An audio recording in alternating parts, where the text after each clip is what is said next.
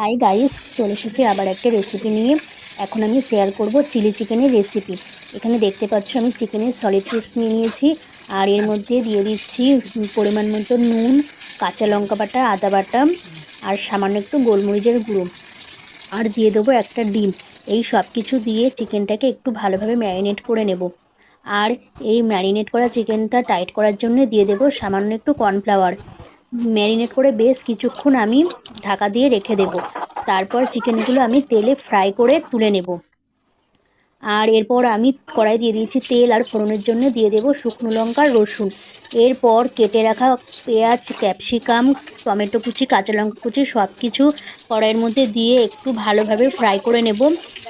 ফ্রাইটা যাতে একটু ভালোভাবে হয় সেটা দেখতে হবে। আর এর মধ্যে দিয়ে দেব soya sauce, chilli sauce, tomato sauce, এই তিনটে সস একসাথে মিক্সড করে এইগুলোর মিক্সড করে কড়াইয়ে দিয়ে দিতে হবে।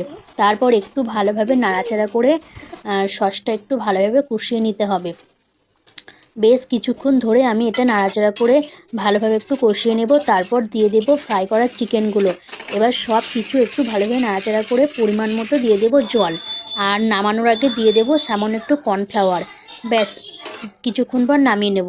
রেডি হয়ে গেছে আমার চিলি চিকেন। দেখতে পাচ্ছ কালারটা বেশ ভালোই হয়েছে। কেমন হয়েছে প্লিজ তোমরা জানিও।